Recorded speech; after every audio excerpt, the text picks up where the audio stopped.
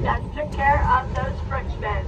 The Montanus River runs further south until it enters back into the Atlantic Ocean again at Crescent Beach, about 30 miles from here. We're coming up to stop number 6, which is the Bayfront.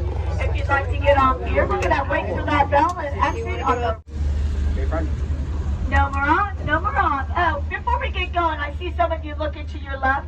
That Bridge Alliance takes you over to Anastasia Island, where that coquina was mined and brought over. All the way from Anastasia Island further south to Melbourne Beach is the largest concentration of that coquina. And that coquina is the building blocks of this ancient city. We're going to be talking about that. You'll see it in all of the buildings as well. No more on, no more on. This trolley is in motion. Please make sure to stay seated at all times. Keep all your body parts and personal belongings inside the trolley. We're going to go down Hippolyta Street here, and you'll notice these side streets are narrow and windy. And the Spanish made it like that for two reasons. One would allow that breeze that you feel to filter into the houses. And we're going to go through this area and take a look at the different architectural structures of the different settlements. There have been 5 different settlements in St. Augustine. When the first Spanish period came, they built one-story homes made out of stone. They had no glass in the windows, no doors to the streets, and they put on beautiful courtyards that we get to enjoy today. Coming up on your right, where you see this white umbrella, is Casamaya's courtyard. Catch 27 in Harry's also has a courtyard where you can eat out and enjoy the Spanish courtyard. When the British came, they built that second story made out of wood. They loved their balconies. They put glass in the windows, doors to the streets, and chimneys and fireplaces. When the second Spanish period got here, they just moved into the 2-story homes. These wooden slabs on your left are examples of that Spanish window. Now remember, back then there was no glass behind it, so anything from the outside could come inside. We're coming up to stop number 7, which is in the middle of St. George Street. If you'd like to get off here, we're going to exit on the left-hand side, going down backwards like you would a ladder. Hi folks, I don't have a sticker to give you, but you go ahead and jump on. You're good, you're good.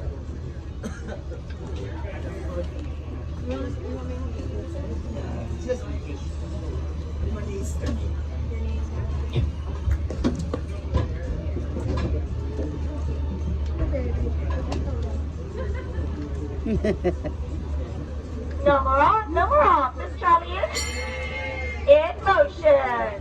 Welcome aboard. My name is Lynno, L-Y-N-N-O. Please make sure to stay seated at all times. Keep all your body parts and personal belongings inside the trolley. And as we go through the intersection here, take a look to your left and right, and you'll see the foot traffic on St. George Street. It'll continue to pick up as the day goes on. Also on your right-hand side is the Columbia Restaurant, the longest-running family-owned restaurant since 1905. It is a treat to go there, but make sure to call ahead for your reservation. We're getting ready to go into the Menorcan quarters. And the Menorcans are very important to St. Augustine, as they were Greeks and Italians from the Isle of Minorca in the Mediterranean Sea. And they were brought over here by Andrew Turnbull to work as indentured servants on an indigo plantation in New Smyrna. Oh, Cuban cafe. Andrew Turnbull ran that plantation so poorly that the Menorcans left with Father Cam and walked more than 65 miles south to St. Augustine in 1776. When they arrived here, there was no other European settlement. So without the Menorcans, St. Augustine could not claim to be the oldest continually occupied European settlement. There are many Menorcan descendants that still live in the area today, and many delicious Menorcan meals on the menus. We're getting ready to go into the Gilded Age, and Henry Flagler came to St. Augustine to build hotels. And when he was getting ready to build his second hotel, there was a little wooden church, Mount Olivet, right in the way. Well, he had to have that piece of property, so he asked the congregation if they would mind if he built them a church a little bit further away. They said, sure thing, Mr. Flagler, you can build us a church. So here you can see on your left-hand side the Grace United Methodist Church that Henry Flagler had constructed in 1887. It was complete Comfort Tiffany stained glass windows on the side there.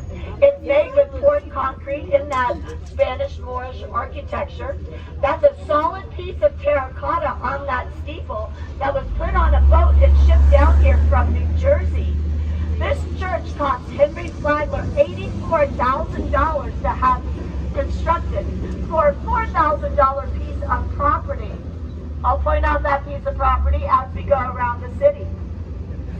Now, in 1887, the Catholic Church in the plaza, which is the Cathedral Basilica today, was gutted by fire. What happened was a oil lamp had tipped over and nearly burnt down the city. Henry Flagler went to the Catholic congregation and said, "Do not worry. I will pay for your church to get rebuilt and build you a bell tower."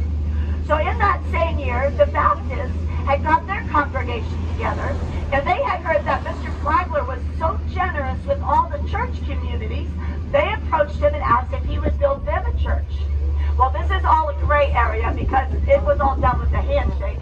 But supposedly, Mr. Flagler told the Baptists that they had to gather $10,000. And if they could do that, they had to have the church built within 1 year. And if they could do that, he would give them a piece of property. So the Baptists went ahead and gathered that $10,000. Mr. Flagler gave them a piece of Orange Grove property here on the right-hand side. They built the ancient city Baptist church within that 1 year time in 1895.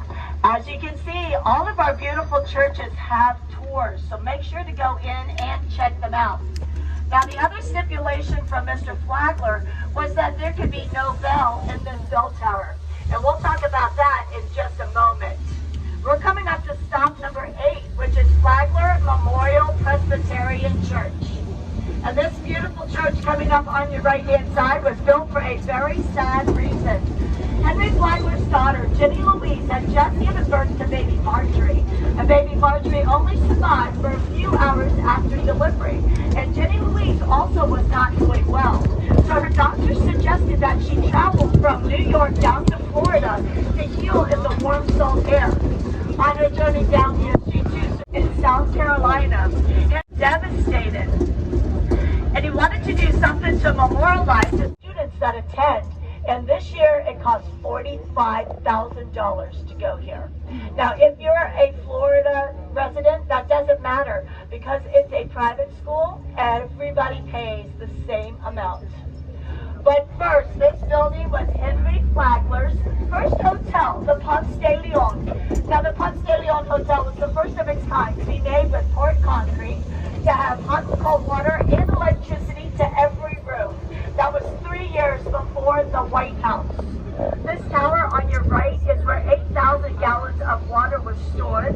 And the building coming up closest to us is where Thomas Edison placed 4 coal-burning furnaces. They're no longer in there today. One of them is in the Smithsonian in Washington, D.C. This hotel opened up January 10th of 1888. And it was a seasonal stay to stay here. So from Christmas to Easter, you would pay $9,000, whether you stayed the whole time or not. Today, that would be over $300,000. There have been 5 sitting presidents to stay at the hotel, the last one being Lyndon B. Johnson in the early 1960s. Turned off their own lights because those bulbs would sometimes explode. Henry Flagler had to hire switchers who were paid 75 cents a day, which was even more than what coal miners made back then. And their job was to turn on and off the lights of the hotel guests. Here on your right-hand side, that rounded area was the dining room of the hotel guests. It still is the dining room for the Flagler College students. There are 79 Louis Comfort Tiffany stained glass windows, and that is bulletproof glass on the front and back to protect it from man and elements. It is the largest collection still currently in use in the world. It's valued at $130 million. Flagler College does a tour, $16 a person. They'll take you into that dining room area. You'll see the great detail of this hotel. Some of the furniture from the hotel is still in use today. That tour also takes you into the ladies' waiting room. Because back then, the ladies just could not go with their husbands because they would have just fainted knowing how much it was going to cost to stay here. And Henry Flagler wanted to make sure to use a material when building his hotels that was not going to succumb to any fire, insects, or wood rot. So Franklin Smith had just built his winter home in 1883 using a building material that he created called poured concrete. So Henry Flagler asked Franklin Smith if he would work with his builders to build the Ponce de Leon Hotel. Take a look on your right side. You'll see the front of this hotel. Now you can go in right here where it says Flagler College.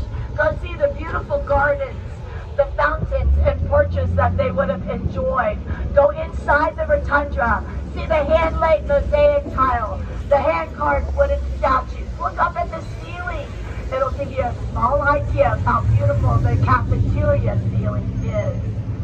Here on your left-hand side is stop number 9, the Villa Zareta, Franklin Smith's winter home. Now Franklin Smith was a Boston millionaire who had made his money being a hardware merchant. He had gone to Granada, Spain and saw the beautiful Alhambra Palace and decided to come to St. Augustine and make his winter home 1/10 the size of one wing of that castle. So that's what you see here on your right-hand side. Take a look on your right. You'll see some pictures. Look at the great architectural design of this building.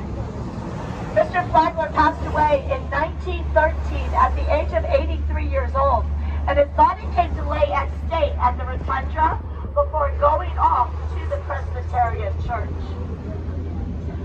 Take a look on your right-hand side. You'll see this green fountain that marks that $4,000 piece of property where Mount Olivet sat that Henry Flagler had to have, because behind it is where he wanted to build his second hotel, the Alcazar. Today, that's stop number 10, Leitner Museum, one of 2 of my top 3 favorite museums. Now, the Alcazar Hotel opened up December 25th of 1888. And during the Depression, they closed their doors and sat vacant for 15 years. 2 weeks before it was to be demolished, he thought there was such a great celebration. He knew that he had accomplished something great, and he felt. Drop it.